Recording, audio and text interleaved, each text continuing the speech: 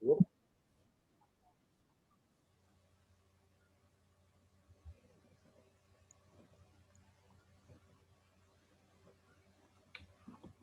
All right, we're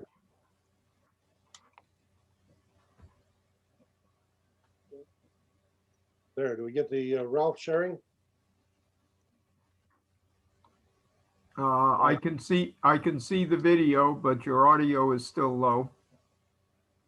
Well, I'll get as close as I can to it then. Well, That's a little better. All right, yes. Ralph and Nancy are with us again this evening, and they've been married for 56 years.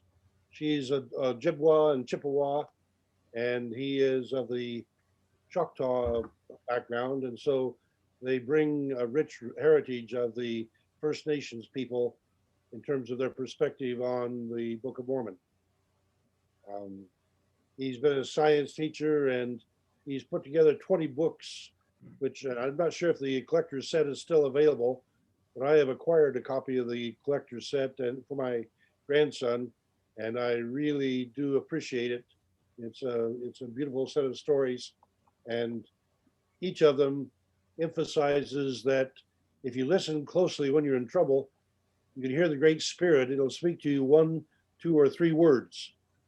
And I've had that experience myself. And by following the guidance of the Great Spirit with those 1, 2, or 3 words, it can get you out of a lot of trouble. And he makes that case remarkably well with his demonstrations in those 20 books. Join me in prayer, if you would, please.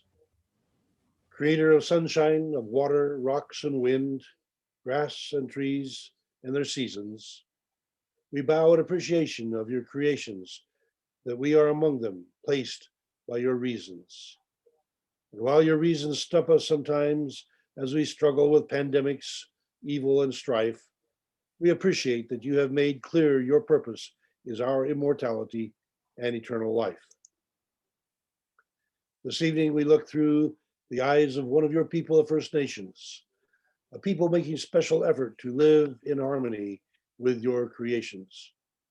Yet they have been abused, ignored, many of them eliminated from lands on which they buried their dead, their hopes ill-fated.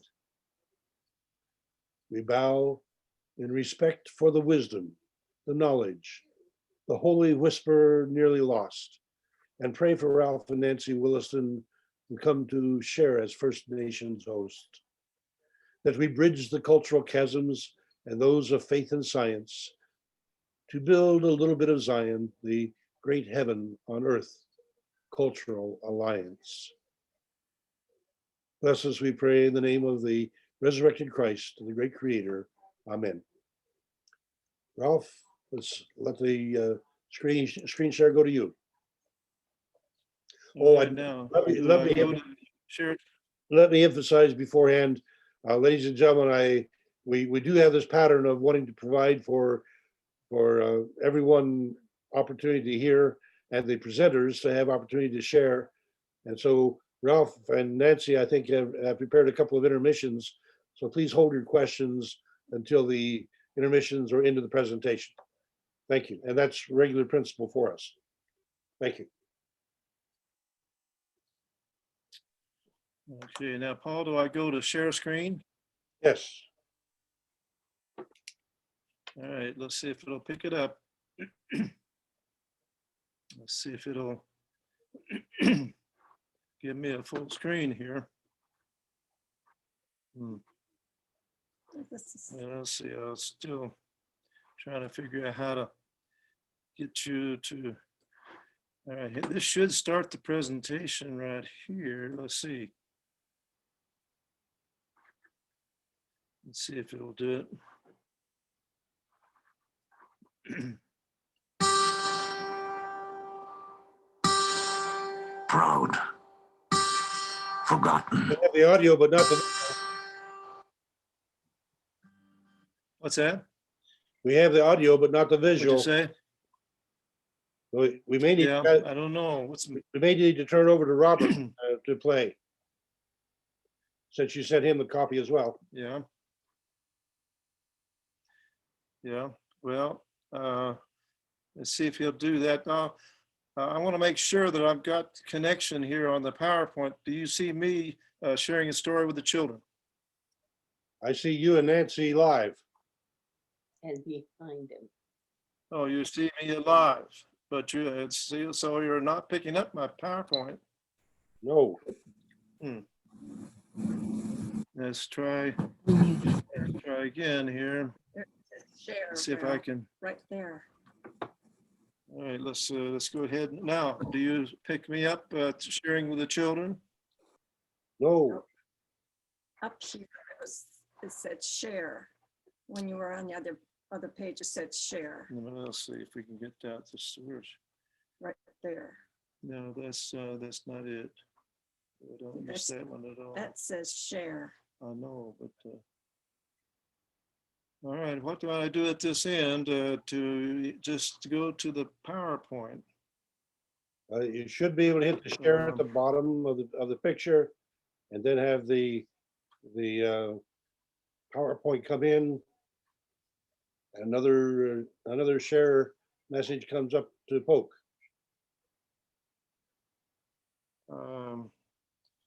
Why didn't you I'm hit not that so- share? Since we have I'm not seeing that. since we can boot it with I'm Robert not seeing Cook, that symbol. let's boot your tape presentation by Robert Cook, and that way It's just, yeah, when we stop the when we stop for an intermission, then you can still be available for answering the questions. Well, okay, let's have Robert give us started. Proud, forgotten, Indian, Navajo, Blackfoot, Inuit, and Sioux, survivor, spiritualist, Sitting Bull, Hiawatha, and Jim Thorpe. Mother, father, son, daughter, chief, Apache, Pueblo, Choctaw, Chippewa, and Crow. Underserved, struggling, resilient. Squanto, Red Cloud, Tecumseh, and Crazy Horse. Rancher, teacher, doctor, soldier. Seminole, Seneca, Mohawk, and Creek. Mills, Will Rogers, Geronimo. Unyielding, strong, indomitable. Native Americans call themselves many things. The one thing they don't.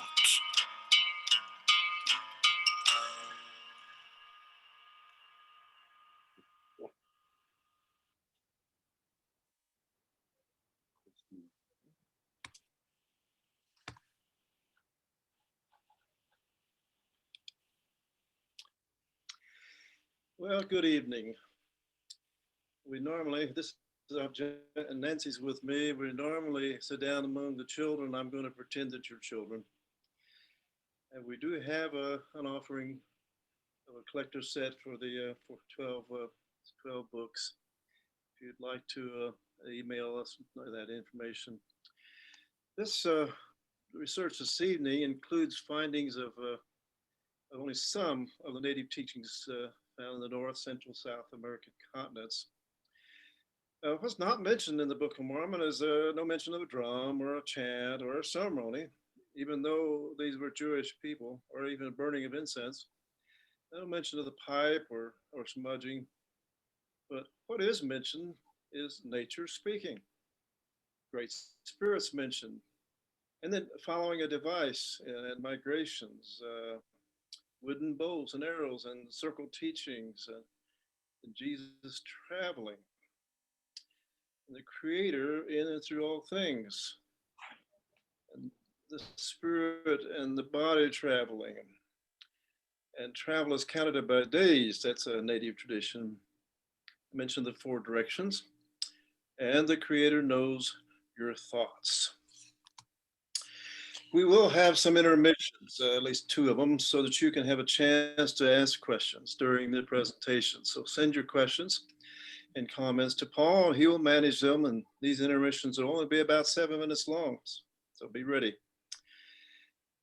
Just remember, my ears are wore out, so speak slowly and clearly. Thank you.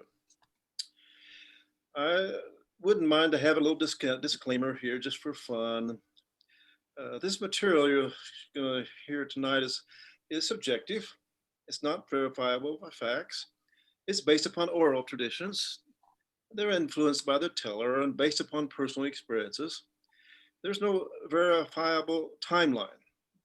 Only a PC to present native nations. Now, PC means to me possible connections. Because how could one person or one Mexican or one American say, well, this is how we all feel and believe?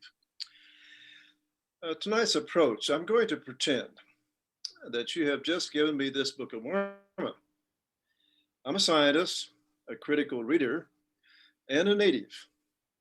And as I read this book, I'm going to mark a few things in the margins because I really have some questions.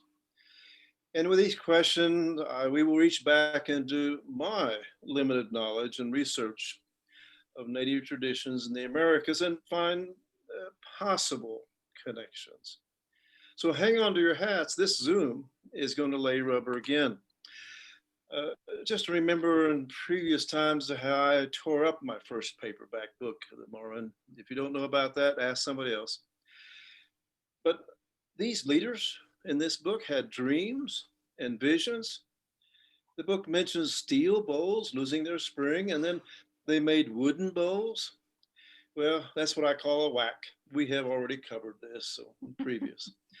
And then God used devices that worked on faith to lead their migrations. Well, that's whack too. That's the sun not going around the earth. They're supposed to say, because that's mentioned in the book. And then traveling a distance from Jerusalem to the borders of the Red Sea, we've already whacked that one. Living on raw meat, where would you find many waters in their travels? The visions that I see in your book are so detailed. The vision of the rod of iron, the vision of Nephi, so detailed. And then Gentiles to have records of the Jews, and the Jews to have records of the Gentiles. A lot of questions. And then how can the words of Isaiah be found in your book when those words weren't written down until after they left? Now that's according to my pastor. This book has such poor English. It has double verbs and repetitions and long sentences and long lists. What? Why is the Great Spirit mentioned in that book? What? Ocean speaking. Mother Earth and records that can be burned as well as buried. Who cares about the story of an olive tree? And then there's a story about a hole in the bottom of boats and spending 344 days. Well, that's been whacked too before. And Ziph. One of the leaders actually traveled when he was locked up into prison to teach. I think we've whacked that one before. Curse, skin color, and then that's something that bothers me. Turn dark and then white. Oops, more mistakes. It says blood red. It probably should be red blood, but and records translated by a king who called Benjamin when the records were actually translated by another person called Mosiah. That's a mistake. Whoops, there was another Jesus born in Jerusalem, Nazareth. That's mentioned. And the section of Jesus, angels coming down to the children, become white as Jesus. He was dark as a Jew. Jesus agreeing to let 3 disciples stay on earth and not die? Jesus to travel and minister to all the scattered tribes? Bible names for those that were chosen to be his 12 disciples? And there's one of the mistakes. Mistakes in the Book of Mormon. Oh. And for this cause did King Benjamin, or Messiah, keep them. They should not come into the world until after Christ should show himself unto his people. Remember, it was King Messiah who translated the 24 plates, not King Benjamin. Yeah, it's just another mystery, isn't it, Nancy? And the lost tribes of Israel is mentioned in that Jesus would visit, but the Old Testament doesn't record that the Messiah would visit the lost tribes. But there was another record, I can't even pronounce it, pseudepigraph does also mention that, lost tribes. Also, the Dead Sea Scrolls mentions that, and as for your seeing him gather to himself another multitude, that was peaceful. These are the 10 tribes which were led away from their own land into captivity. So there are other records that kind of mention it along with your book. And Jesus said, he answered, I am not sent but unto the lost sheep of the house of Israel. Well, yes, there it is. Now I go unto the Father, and also show myself unto the lost tribes of Israel. For they're not lost unto my Father, for he knoweth whether he has taken them. Let's take the first question. These leaders in your book had dreams and visions, really articulate. I remember thinking back, hearing about some stories by some old native teachers having dreams and visions, and some of these stories were very detailed. I never did understand these stories.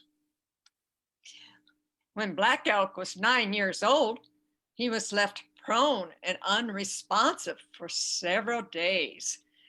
During this time, he had a great vision in which he was visited by the thunder beings and taken to the grandfather's spiritual representatives at the 6 sacred directions: west, east, north, south, above, and below. Crazy Horse became a chief because of the power he got in a vision when he was a boy. When I was a man, my father told me something about that vision. Of course, he did not know all of it, but he said that Crazy Horse dreamed and went into the world where there is nothing but the spirits of all things. He was on his horse in that world, and the horse and himself on it. And the trees and the grass and the stones had everything, were made of spirit.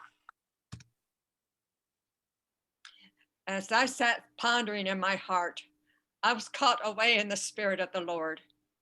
Yea, into an exceeding high mountain, and behold, thou seest all things. The voice of the Lord came unto me, saying, Arise and get thee into the mountain. That's in the first Nephi, isn't it? 3rd chapter. You're just supposed to say,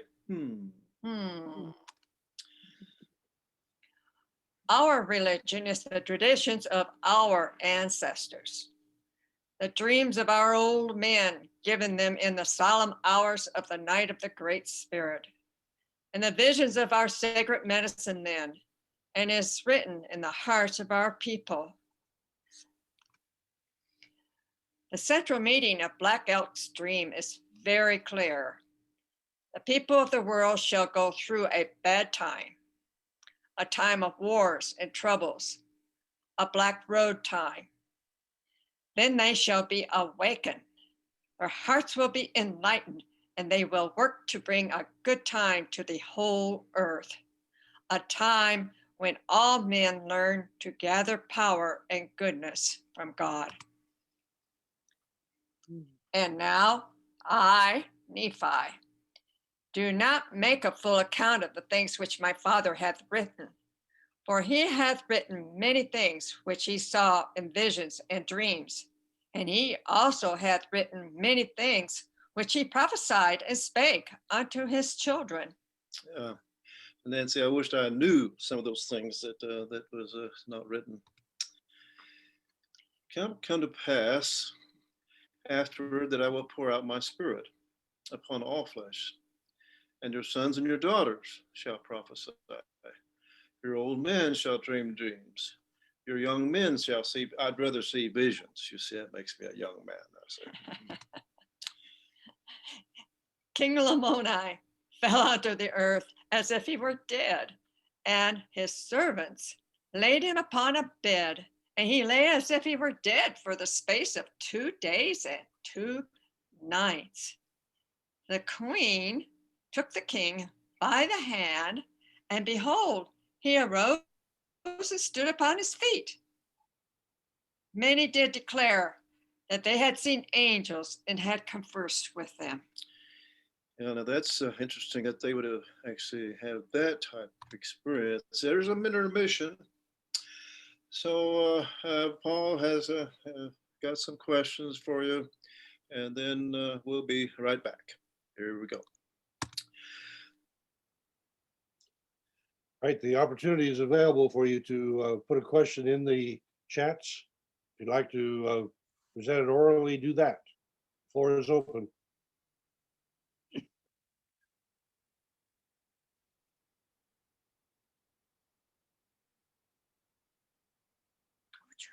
Well, then let me ask. You need to get everybody. Ralph, you're mentioning Black Elk and his remarkable vision, and he concludes that that we'll have this time of turmoil, and then will become a time to come together and have power and goodness. It's an awful lot like the Book of Mormon theme to have us overcome our dysfunctional family and learn to live together in peace. I presume you put that parallel in on purpose? I wanted to let people know, in English words, there's light at the end of the tunnel. We are, even this last year, gone through some really, really, really hard times. And so apparently some of these, I call them prophets, but they were actually elders of the various nations. They were given these visions to let people know that the Creator is in charge. Speak up. And so I just wanted to let somebody know that these visions and dreams have been seen before, and chances are we may have more challenges ahead of us. Well, one of those visionaries noted a black road. I'm wondering if you have any clarification on the nature of that black road. We have a lot of asphalt, but I would imagine that the people were not referring to asphalt. Well, the common picture was the red road. So that's mentioned, and as I visited with the natives, that the red road is when we follow the Creator and we enjoy that trip. It's got bumps, it's got things that happen even on the red road. But the black road has always been part of those dreams and visions that may be a symbology, of course, of the time in which people are going to actually go through some traveling, so to speak, without light. Wow. Ralph, Bill here, your old classmate. Hi, Bill. Hi, brother. Did I hear you say your book? Or did I hear wrong? Well, of course, what I did was collect stories, and then, of course, shared those with the children. my focus for a number of years was to find out how the natives taught their children about the Great Spirit. I didn't want animal stories. I didn't want all these other stories that have been around. I wanted to know how they were able to communicate and instill this belief in the Creator. And so that's just some of the stories that I have put in the books.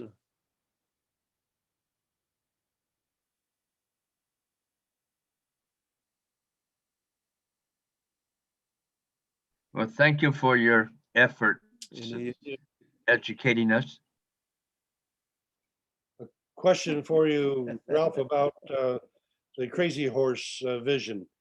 I don't recall that one as clearly as I do Black Elk. I'm wondering if Crazy Horse's vision had any anticipation of his being placed on a great big monument in the Black Hills.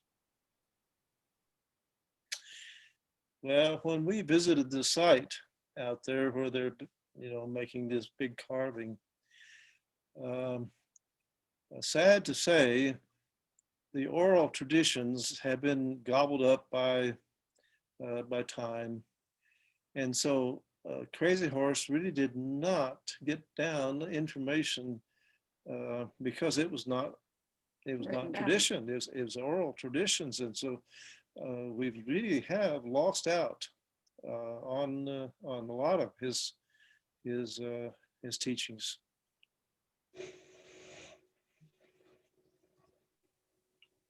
I think we probably ought to resume the presentation. Next questions. Whoops. There's a mistake in your book. It says Jesus is going to be born in Jerusalem. Don't understand that. And then the Jews have records of the Gentiles have records of the Jews, the Jews have records of the Gentiles. I don't know what that means, whether that's occurred today or not. And there's the words of Isaiah being found in your book. It can't be there in the book because they weren't written. Again, my pastor. Nature speaking, again, and Great Spirit, bearing records, and even some records could be burned. These are so many questions I've written in the margins. And I don't have a space in the margins for all my questions. I like this verse. Nancy? Is so much that we truly can command in the name of Jesus, and the very trees obey us, or the mountains, or the waves of the sea. Wow, that is really close to native traditions. And in 3rd Nephi, and he said unto them, Behold, I know your thoughts, and ye have desired the thing which John, my beloved, who was with me in my ministry, before that I was lifted up by the Jews, desired of me. Well, here's the directions, which is really also native teachings. And in Lucas, we find it come to the east and from the west and from the north and the south, and shall sit down that it's kingdom of God.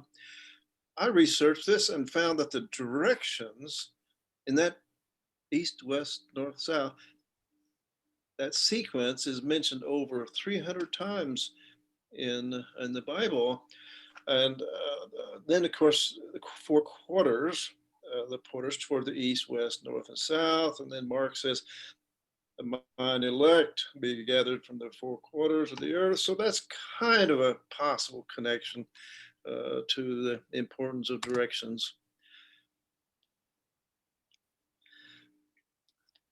In 2nd Nephi, it says, for he commanded all men, both in the east and in the west and in the north and in the south and in the islands of the sea, that they shall write the words which I speak unto them. For out of the books which shall be written, I will judge the world, every man according to his works, according to that which is written. Of course, it doesn't talk about 6 directions, does it, Nancy? Father, sky, by the earth. And they know their Redeemer, who is Jesus Christ, the Son of God, and then shall they be gathered in from the four quarters of the earth in their own lands, whence they have been dispersed. As the Lord liveth, so shall it be. Amen. And there's again mention of the four quarters of the earth. Just interesting finds in your book. And because of the groanings of the earth, many of the kings of the isles of the sea shall be wrought upon by the Spirit of God to exclaim, the God of nature suffers. That's interesting to find in your book, because the earth is alive.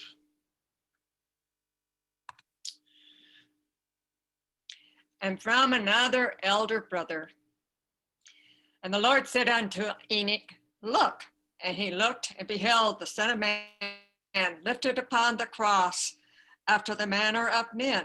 And he heard a loud voice, and the heavens were veiled, and all the creatures of God mourned, and the earth groaned, and the rocks were rent. This is in section 36. Yeah, it's interesting to see that analogy. Another one. And from another elder brother, know, O my people, the time for hesitation is past. The earth, my creation, groans for the liberating truths of my gospel, which have been given for the salvation of the world. Test my words. Trust in my promises, for they have been given for your assurance and will bear you up in times of doubt. Nancy's Ojibwe. To us people, the woods and the big hills and the northern lights and the sunsets are all alive. And we live with these things and live in the spirit of the woods. Thou beholdest that I am old and about to yield up this mortal frame to its mother earth. That's found in your book. Did you know, and this is native, that trees talk? Well, they do. They talk to each other, and they'll talk to you if you listen. And according to Walking Buffalo, he says, the trouble is white people don't listen. Natives, Americans, believe that all things have spirits. Trees have souls. Animals have souls. Even the rocks were spiritually created by God. In Diné teachings, we are only keepers of the earth because all things have souls. We do not own anything. Everything has feelings, including plants. Plants sense your feelings and respond to their feelings. Animals sense pictures in your mind, and they will respond to images you have in your mind when you are close to them. This is Marshall. He's the Navajo. His Indian name was Touch the Sky because he was so tall. In ancient times, the Choctaws and Chickasaws, two of the 5 civilized tribes, preserved their traditions of their origins. Of course, this has been covered previously too, but I want to mention again the 2 brothers that led them by putting a sacred pole in the ground each evening, and the next morning it would be found pointing in a certain direction. Remember this thing in their book called Iahona, that work by faith. I remember that.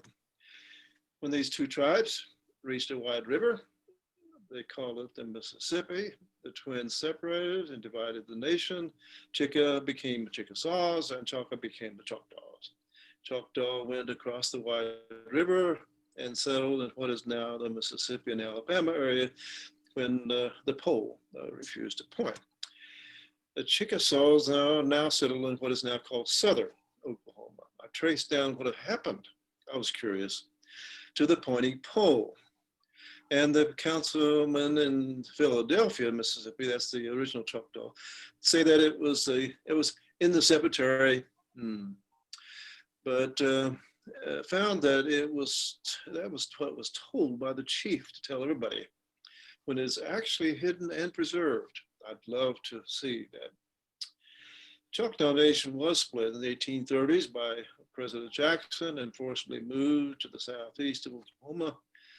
The Choctaw that hid from the soldiers stayed in the Mississippi and Alabama area, and that's where some are today. And where did these two tribes say they came from? Well, somewhere in the Mexico area. So they still have the same similar language. In our last session, we learned a possible connection to a town in Texas called, with a Choctaw name called Tahoka, and finding some remaining Choctaw. That's okay. Here we go. Jesus born of a virgin. Wow, that's mentioned first in your book. Then Jesus born in Jerusalem. That's mentioned in another place in your book. And behold, he shall be born of Mary at Jerusalem, which is the land of our forefathers. That's really confusing. Here's the intermission.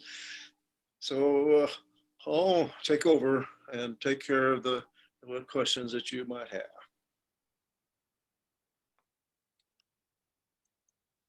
All right, the chat box remains empty, it appears.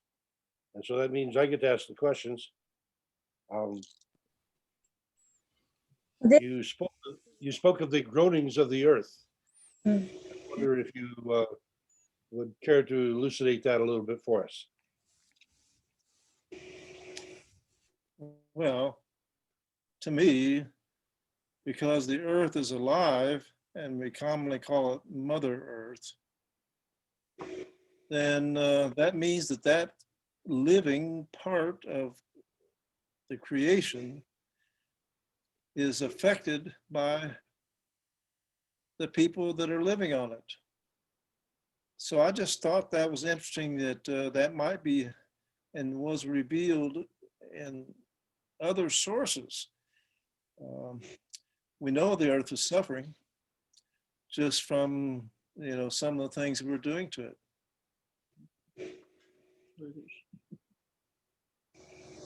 Very interesting confirmation of that in one of the recent revelations that indicates that God is in all the elements.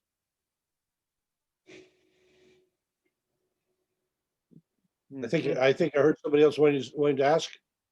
Oh, Nancy, I always try to remember that Joseph Smith was talking out loud, but there was a scribe writing. And I know that many times I have switched words or thought I knew what somebody's going to say when I'm taking notes, and there were mistakes made. And I don't have a big problem with that because they were humans that were doing this. They were trying to put down these words.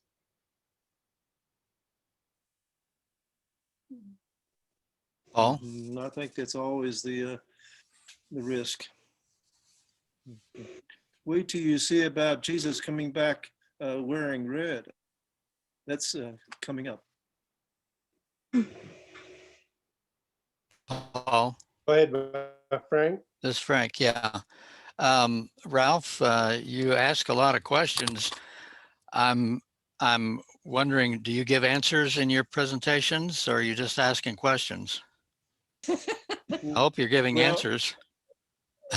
And in this presentation, I'm pretending that I have read that book to realize that that's what people go through. When they read this book, they come up with these same questions that I had. And yes, I have answers for those questions. I probably didn't even answer the questions that I put forth here because I know about the Isaac section. I know why it's in there. Sure. I know that Jesus being born, and it's always a mystery to me why Joseph just didn't change that, but it was written, and I'm glad to hear and see that it was written because I now have a presentation on the Dead Sea Scrolls that use the term the land of Jerusalem, land of Jerusalem. I think it would be very good, Ralph, I think it would be very good if you would ask the questions and immediately answer them, because if somebody doesn't listen to the rest of your presentation, they're going to leave wondering if you ever had any answers. I don't want to be critical. I'm just saying a good teacher will give answers immediately. Yes, I'm kind of mean. I have answers even to the double positive, negative, the poor language and all that, Yeah. But I think you have to realize that people read that book and they may have the same questions that I presented and they never get an answer. I've been waiting for the answers, and I know you know these answers. But I'd like to hear you give them in conjunction with your questions. I think that's a better way of teaching it. My That's experience, just an opinion. my experience says that a good teacher makes the students find the answers. Well, some students may never find them if you don't try to give them to them. Well, I had a professor once tell me that you have to know at least half the answer to ask an intelligent question. Yeah. I Sounds guess like there's Delmer probably Good. no. Yeah, I've still got questions, and I have probably answered 99% of those.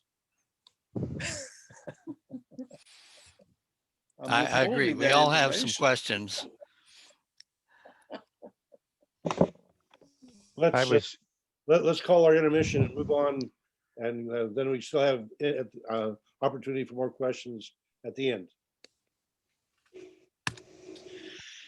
Well, let's talk about the native tradition of the Great Spirit. I counted it, yeah. It's mentioned 18 times. And there's where it's found. And then the native tradition that has the Great Spirit in through all things is reflected there. And bearing of weapons, of course. And the native tradition has also traditions of bearing records. Let's take a look at those. Nancy, can you pronounce that? I have difficulty. Decanta Wita, founder of the religion of the Iroquois of the Five Nations, performed a similar act to promote peace among his people. I now uproot the tallest pine tree and into the cavity thereby may we cast all weapons of war. Sound familiar? We bury them from sight forever, a plant against the tree, again, and plant again the tree. Yeah, there's the source. This is from Mending the Sacred Hoops by Matthew Atkinson. The converted Lamanites in your book of King Lamoni became known as the people of Ammon, and they took a vow to never fight again. And they buried their weapons of war, found in the 14th chapter of your book. But there's the records. Jews having the records, the Nephites having the records. So the words. Yeah, the words. Yeah. Is there any source in our history?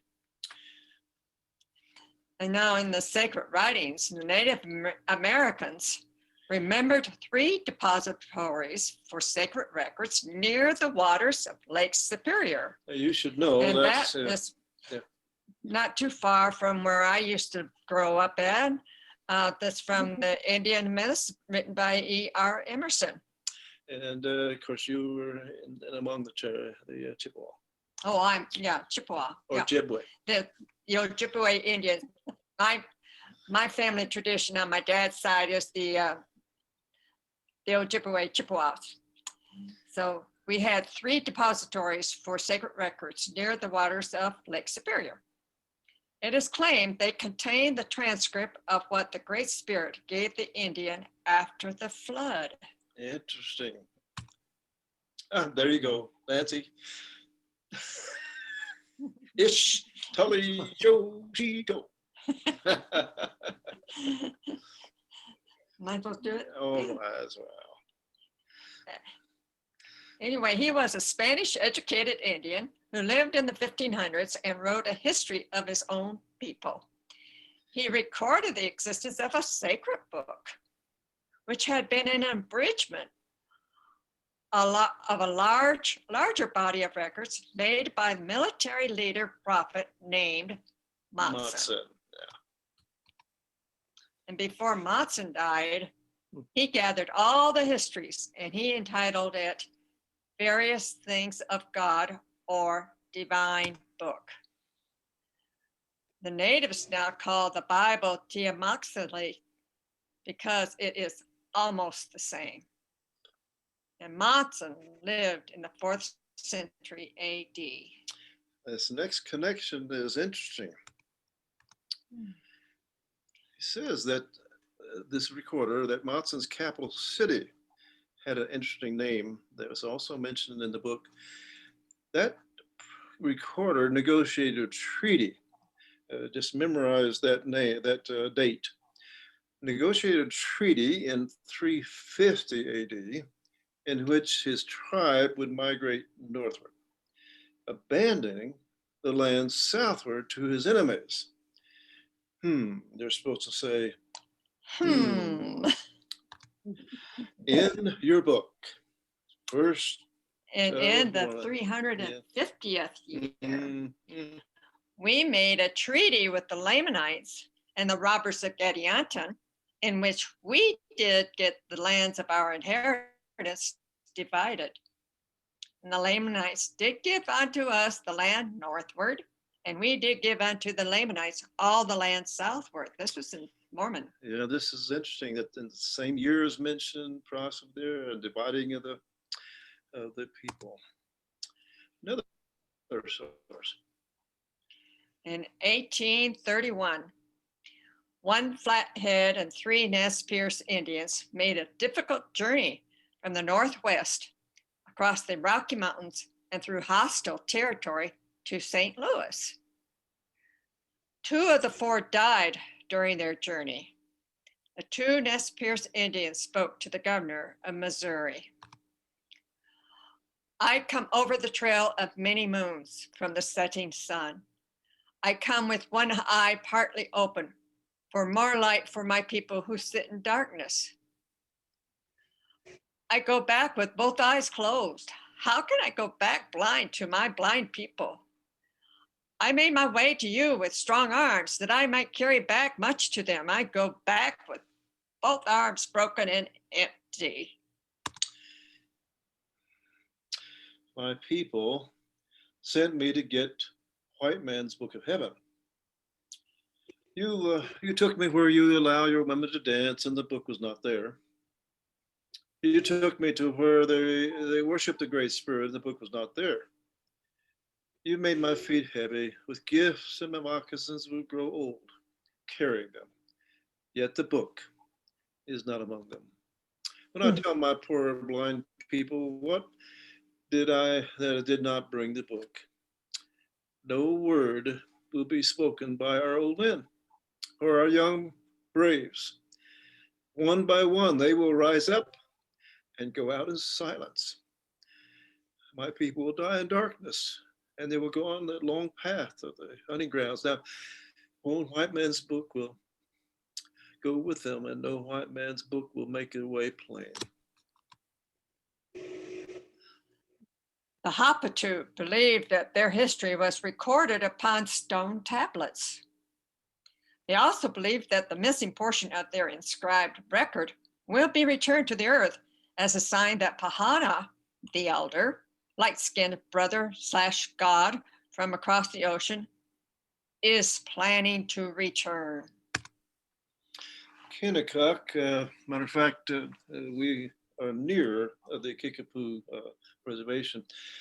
He was a Kickapoo prophet and began his religious travels in 1830 in search of a sacred book. He believed that the lost book of his people would be made available among the whites. After studying among Catholics for several years, he was disillusioned. They did have a good book, but not a book of his people. Kennicott returned home passing through Independence, Missouri. God spoke to him that Independence was a designated sacred site where the people who possessed his lost book would organize. The Kickaboos still live over to the west of us, around the St. Joseph area, and we have visited the gravesite of Kennicott. The Peace Shield and all that information of the Ojibwe will have to come in the future. Such a detailed way of teaching. Okay, there's your next animation. You have 7 minutes. Okay,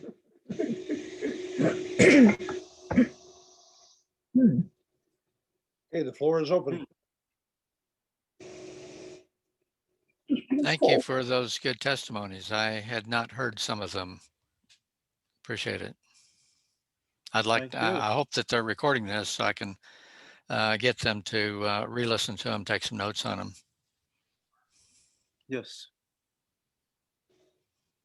I was interested that you had cited Eatstil Sosichel with his Matson in 350 AD going to Bountiful. I was acquainted with Eatstil Sosichel, but not with that prophecy. That's just a delightful one. I need to go dig up that resource.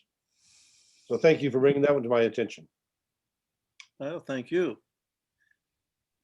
I'm sure there's other information out there that I have yet to recover.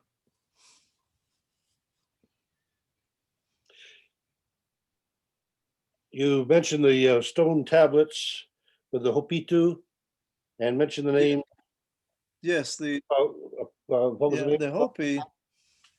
I noticed that my wife responded to Hopi. the word Palama, Palhana. That's that sounds like a Polynesian word to me.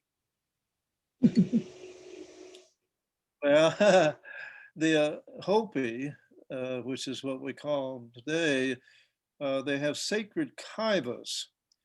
And I had heard that on the third kiva, was the most sacred, they had a table, stone table with writings on it, and that the corner of that table was broken off. And that whenever the visitor comes back, he'll be carrying back with him that stone that would fit in that table. I was not able to get close enough to the Hopis to even get to that third skiva.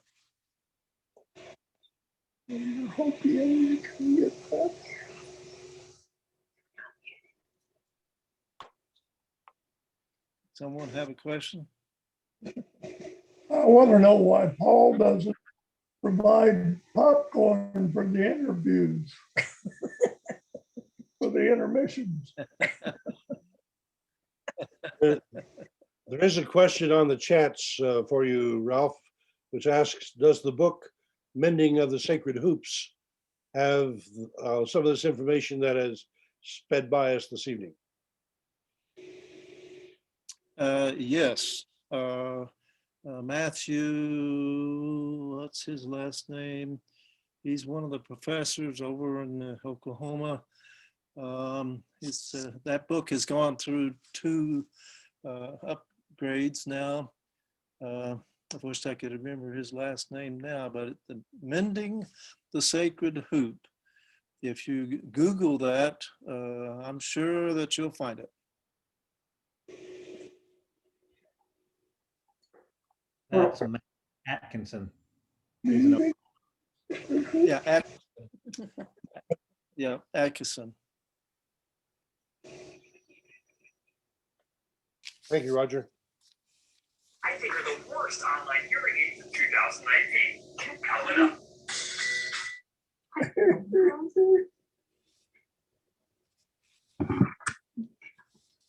Tex, you got a question for us? No, I was going to mute this while Nancy stopped the telephone from going off on her. Okay. Well, the floor is open. And all those I'm good students trying to get the A need to get in here. I'm interested in knowing whether, I'm going to call these legends, and I know that's not the right word, but are they still being passed around today and shared among the natives? Well, I had to be respectful. Each time that I was able then to gather information, I had to be sure to get permission, because a lot of the tribes still have oral traditions. And that's a very precious source. And so each time that I was able to gather something, I would always ask, is this okay? And in most cases, they realize that it's time to get a lot of this information out, because their leaders are gone. And just like someone mentioned here, people didn't hear correctly what they were teaching. So it's going to get lost. Next week, Rena will be sharing some of those oral traditions from the Polynesian vantage point. And I find what you're saying to be quite correct, that even though legends or the oral traditions in some cases have been written down, when the languages get lost, then the traditions are lost too. So much information that we lose by not listening carefully.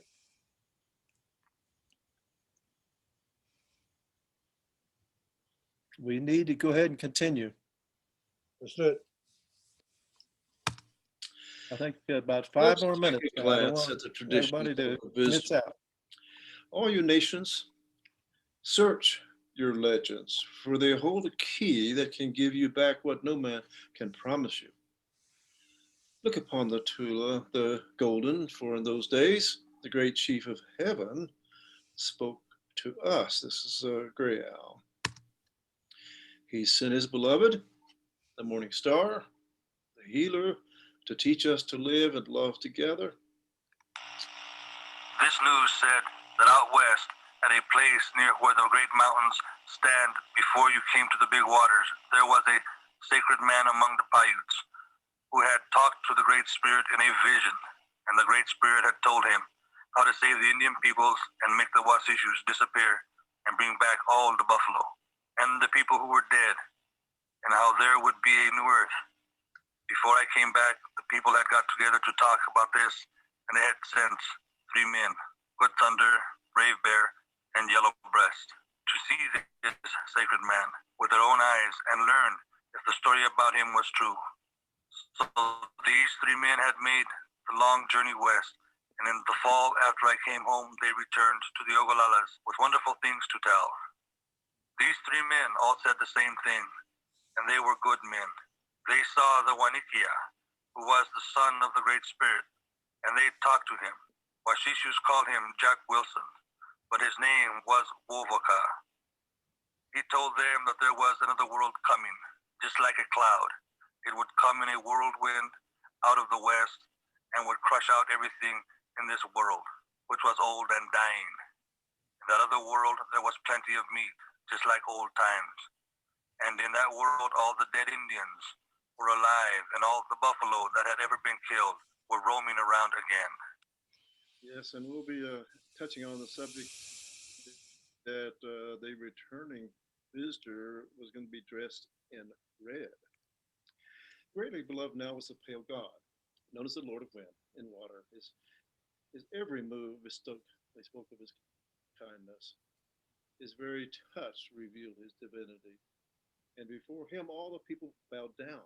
Through rows of worshipers, he moved through the temple, holding up his hand, blessing that hand with the strange palm markings.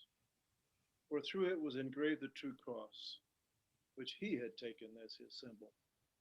Well, tonight, this is, I think, that we speak of the pale God, greeting our enemies as brothers, for such would have been the wish of the prophet, and the color of snow among all the nations that stands for peace, because he wore He taught the people to live in peace. This was his way and the way of his father. And why do we use the cross as a sacred symbol? Was it not because he wore it about the hem of his full white garment? Interesting tradition. This is Chippewa. And he carried the sign of his two hands, so gifted in healing. When asked how they got their name for the dawn light, they said, it's a name of the pale one. None of this is another tribe, now another nation. They asked his name in childhood when he lived across the ocean. Now, this is the Algonquin tribe off the northeast. The name he gave them was a strange one, kind of hard to say in their liquid language. So today, they try hard to say the name of their visitor, Jesus, God of the dawn light. Here's another chance for you to ask some questions. It is said not long before the coming of white men, and this is from the gray owl, little pigeon, before the coming of white men, long before the time of grandfathers' grandfathers, that a stranger came to our people. He appeared suddenly as they were gathered around the council fire. He said they had come from a great spirit. He told many stories of a land far away across the water. It is said he taught many things about medicine and healing, and the name he left with them was Jesus Gelastos. And from another elder brother of the Iroquois called Handsome Lake, did you ever hear your grandfather say that there was a certain man upon the earth across the great waters who was slain by his own people? I am he said, proclaimed the stranger, Segedhitis, which then means he who resurrects. He then showed his hands and feet scarred with old wounds, and his breast pierced by a spear. A seer shall the Lord my God raise up, who shall be a choice seer. Thus said the Lord unto me, a choice seer which will I raise up out of the fruit of thy loins, the native people, and he shall be esteemed highly among the fruit of thy loins. Unto him, the seer, will I give power, and there shall raise up one, again the seer, mighty among them, thy seed, who shall do much good, both in word and in deed, being an instrument in the hands of God, with exceeding faith to work mighty wonders, and do that thing which is great in the sight of God, unto the bringing to pass much restoration. And that, Nancy, looks like it's found in the second Nephi. Second Nephi, yeah. Second chapter. And here we have the natives also expecting a person. Oh, a great message would come to them and make them ever so humble. And when they became humble, they will be waiting for a young leader, an Indian boy. He will be given great power and would be heard by thousands, and he would give them guidance and hope. The Choctaws were involved with preserving the spiral mounds. And they were opened up, of course, and inspected by the university excavations. And they found the symbols of the hand with they call it a great T cross, and on and in those mounds.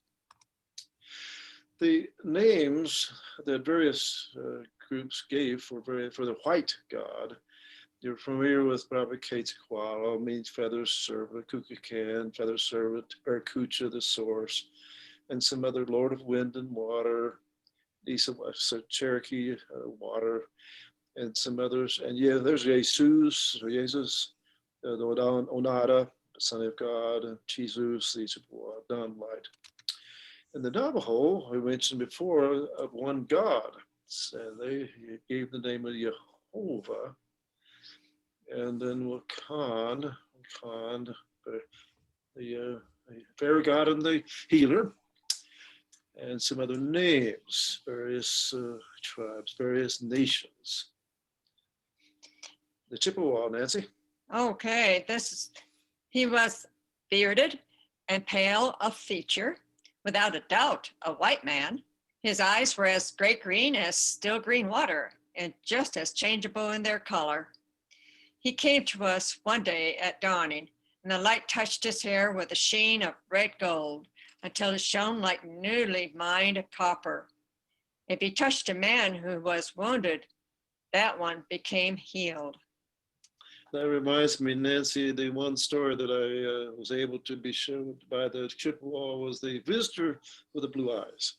And sometime I'd like to share that with folks. Why do we raise our hands up in greeting? Because that was his peace sign, a tradition which we still follow. Why do we use the cross as a sacred symbol? Was it not because he wore it about the hem of his full white garment and Carried the sign on his two hands, two healing hands of those who are so gifted in healing. Greatly beloved now was the pale god, known as the Lord of Wind and Water. His every move bespoke his kindness. His every touch revealed his divinity. And before him, all the people bowed down. Is the power of this one God, whom you call Father, this is Dene, that's Navajo, greater than the fire god, must be their tradition. My Father is a spirit who has no image. His power is greater than any other. Watch. A giant rock, which he had been lying near them, began to rise slowly above them. They asked the healer the name of this one, and so the Navajo have the name that he gave them, Great Yehovah. Today, the white men are really puzzled at that tradition. And this is the Hopi. Among the Hopi is named Pahana, which is identified the fair-skinned son of God who came from the east across the ocean. And the chiefs were told that the light that would bring this reawakening would come from the east, and that it would come from the true white brother. He would wear a red cloak or a red hat and bring with him the sacred stone tablets, which would be similar to the sacred stone tablets now held by the Hopi, and which the white brother alone could read. And the background, they have a sacred kaiva that has this large stone table with the corner broken off. And the table has writings on it. So when this tradition hears about this being similar to the sacred stone being held by the Hopi, that means it would fit in there. But this tradition of the red cloak and the red hat was an interesting find. It is known that our true brother, when he comes, will be all powerful and that he will wear a red cap or a red cloak. Great will be his coming. None will be able to stand against him. All power in this world will be placed in his hand, and he will come swiftly and in one day get control of this whole continent. Hopi has been warned never to take up arms. Black Elk was told in his dream that the message that would awaken and help his people would come from the east, and that it would come from a man, here we go again, painted bright red. This man Black Elk met later in another vision, which he saw that he had long, flowing hair, but was neither like a white man or an Indian in appearance. What a strange legend about the red color. As I looked up into the blue sky, a hole appeared in the sky like a big window. Then a man appeared in the window, and he had both arms stretched out full. And here we go. And he wore a red robe. It slid over his shoulders and tied around his waist. Ojibwe. The Ojibways have a prophecy that when? catching Manitou returns. In human form, will be wearing a regalia that is red as a red blood rose. And from another elder brother, it shall be said, who is this that cometh down from God in heaven with dyed garments? Yea, from the regions which are not known, clothed in this glorious apparel, traveling in the greatness of his strength. So this elder brother shared these words, and he shall say, I am he who spoke in righteousness, mightily to save. And the Lord shall be what? Red. And his appearance and his garments like him that treadeth the wine vat. And there's the source of that interesting revelation. I did find the Bible. Isaiah. Who is this that cometh from Edom with dyed garments from Bozrah? This that is glorious in his apparel, traveling in the greatness of his strength, speaking righteousness, mightily to save. Wherefore art thou red in thine apparel and thy garments, like him that treadeth in the wine fat? And that's how it says, fat. So native traditions, interesting, possible connections. And I, to whom so great a vision was given in my youth, you see me now, a pitiful old man, who has done nothing, for the nation's hoop is broken and scattered. There is no center any longer, and the sacred tree is dead. Therefore I am sending a voice.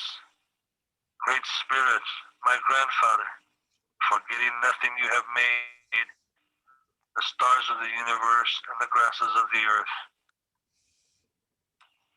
You have said to me when I was still young and could hope, that in difficulty I should send a voice 4 times, once for each quarter of the earth, and you would hear me. Today I send a voice for a people in despair.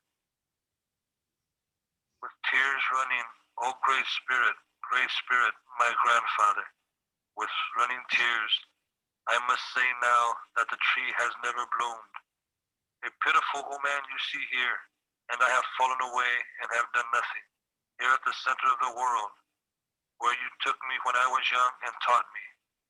Here, old, I stand and the tree is withered. Grandfather, my grandfather. Again, and maybe the last time on this earth, I recall the great vision you sent me. It may be that some little root of the sacred tree still lives. Nourish it, that it may leaf and bloom and fill with singing birds. Hear me, not for myself, but for my people. I am old. Hear me, that they may once more go back into the Wakan hoop and find the good red road, the shielding tree. In sorrow, I am sending a feeble voice. O 6 powers of the world, hear me in my sorrow, for I may never call again. O make my people live.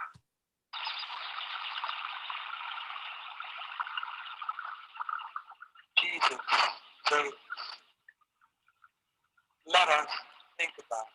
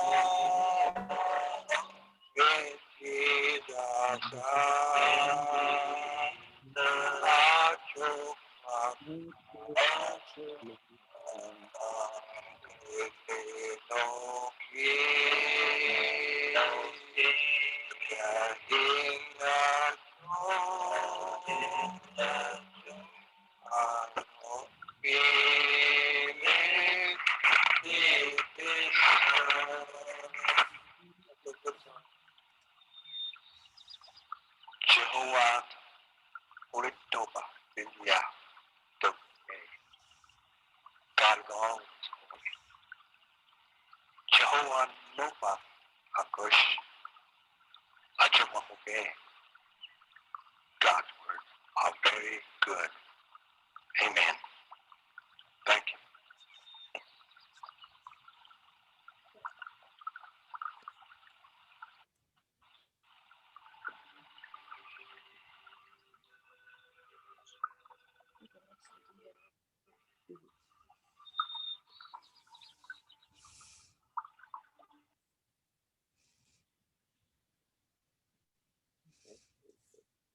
you. Yeah. Thank you, Ralph and Nancy, for your profound effort to help heal the sacred hoop. Thank you so kindly. Thank you for asking. Thank you